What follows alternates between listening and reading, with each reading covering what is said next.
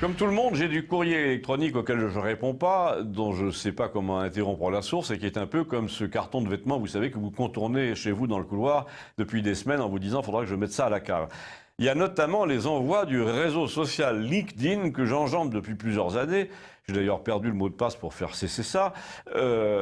Ça m'a fait penser qu'il y avait un sujet ô combien actuel à traiter ici, c'est le chômage vu de Pôle emploi. Alors vous allez me dire, mais quel est le rapport? Et certains me diront un peu dédaigneux, qu'est-ce que vous connaissez du traitement social du chômage, vous? Ben, en une phrase, quand vous avez passé 6 ans à l'étranger pour le compte du Quai d'Orsay, en rentrant, vous êtes indemnisé le temps de trouver un nouvel emploi. Et dans mon cas, par exemple, un éditeur. Donc vous devez pointer, c'est-à-dire aller d'abord vous faire connaître au pôle emploi près de chez vous. Et quand vous habitez en province, à Campagnol, vous tombez forcément sur un pôle emploi où il y a des gens qui veulent travailler chez Leclerc, aux abattoirs, à la DDE, comme cariste en zone industrielle. Et la fille qui s'occupe de votre dossier n'a pas forcément été préparée à tomber sur un type de 59 ans qui a vécu toute sa vie en écrivant des livres ou en traduisant des romans américains ou en organisant des expositions. Donc, comme tout le monde, et comme ce sera de plus en plus le cas, vous êtes obligé, pour toucher votre indemnité mensuelle, de faire état de vos démarches pour retrouver un emploi, c'est-à-dire de passer des offres qu'ils appellent raisonnables.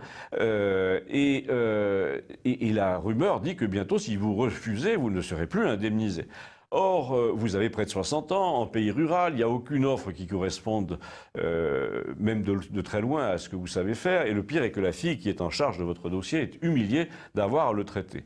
La première raison, c'est qu'elle doit vous écrire un courrier électronique régulier. Or, comme la langue française est votre spécialité, mais pas forcément la sienne, elle fait une faute d'accord toutes les 2 phrases et elle le sait, donc vous la mettez mal à l'aise. Vous lui dites faites pas attention, mais du coup elle vous répond c'est pas la peine de venir pour un entretien régulier, contentez-vous de me faire un rapport mensuel sur vos démarches pour retrouver du travail.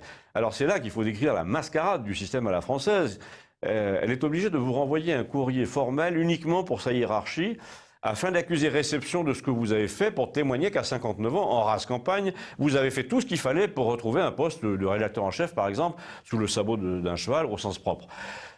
Et là, elle doit la sortir de préconisations qui sont toujours activées votre réseau. C'est là que la folie des gens qui nous dirigent donne sa mesure. D'abord, la fille est strictement incapable de vous donner des conseils de recasement dans un milieu dont elle ignore tout. Elle vous envoie tout au plus un peu honteuse des invitations départementales à participer à des réunions de formation sur les nouveaux métiers de la mobilité, enfin toutes les fadaises inventées par les technocrates pour essayer de faire coïncider les besoins de l'économie avec la réalité des gens. Et c'est dans ce genre de truc que vous vous entendez dire, par un formateur de 40 ans, qu'il faudrait rajeunir votre aspect. Je vous laisse imaginer le boulot. Il y a bien une cellule de recasement de ce qu'on appelle les travailleurs culturels, mais elle est aux mains des socialistes. Il y a bien des gens qui attribuent des missions, c'est-à-dire la rédaction de 40 pages sur un problème donné, mais ils les attribuent à ceux qui n'écrivent pas pour les journaux de droite. Vous allez me dire, ces fameux journaux de droite, là, dont vous étiez le salarié 10 ans plus tôt, pourquoi vous ont-ils pas repris quand vous êtes rentré de l'étranger? Mais parce qu'il fallait pas faire de peine à François Hollande, parce qu'il vous avait dans le nez depuis l'époque où vous le traitiez de blaireau dans les couloirs de Sciences Po en 1975. Donc c'est là qu'on en arrive au réseau LinkedIn, qui est un truc assez commode pour les cadres qui attendent la retraite inscrits au chômage. Le fait de faire partie d'une sorte de réseau comme ça, où vous placez votre CV, où vous faites semblant de répondre à 2 annonces par mois, vous permet de raconter vos prétendues démarches en 10 lignes à votre conseillère Pôle emploi, qui s'excuse une fois sur 2 de vous obliger à cette mascarade depuis qu'elle a lu votre fiche sur Wikipédia. Et qu'elle voit bien que vous êtes dans un circuit absolument inclassable. À la fin, elle vous demande si vous écrivez quelque chose en ce moment, et vous lui dites d'un air complice que vous ne manquerez pas de lui transmettre la réponse des éditeurs. Seulement voilà, dans les années 2013-2014, vos éditeurs eux-mêmes sont entrés dans la police de la pensée. La France pratique depuis François Hollande une sorte de maccarthisme néolibéral qui vous interdit non seulement de diriger une bibliothèque, si vous ne pensez pas comme il faut, mais de publier le moindre livre, même si c'est une biographie.